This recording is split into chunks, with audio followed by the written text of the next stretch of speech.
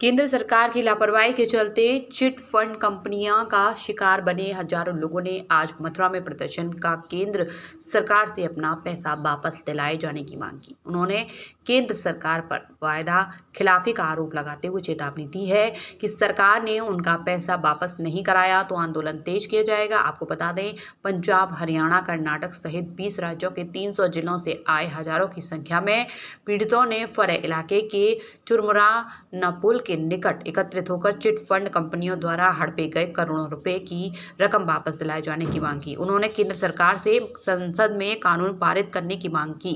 उन्होंने कहा कि सरकार की लापरवाही के चलते हजारों लोग चिट फंड कंपनियों का शिकार हैं। उन्होंने चेतावनी दी है कि जल्दी उनका पैसा वापस नहीं किया गया तो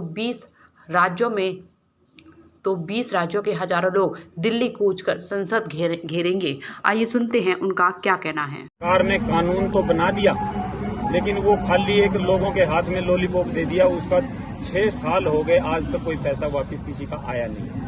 आपका नाम? मेरा राजकुमार शर्मा नाम है, मैं पानीपत से आया।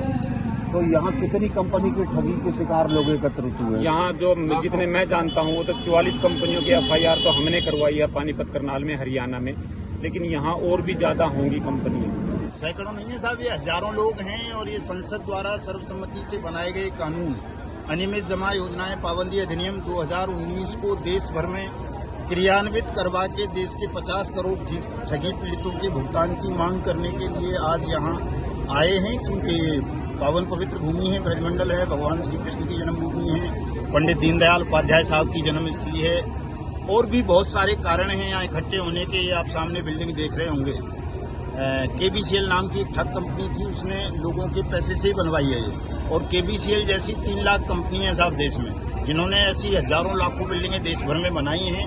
और वो तमाम बिल्डिंगें केंद्र सरकार की एजेंसी ED, बड़ा नाम सुना होगा आपने, ED ने और SEBI ने कब्जे में कर रखी हैं और लोगों का पैसा वापस नहीं कर रही हैं सुप्रीम कोर्ट के आदेशों के पश्चात भी।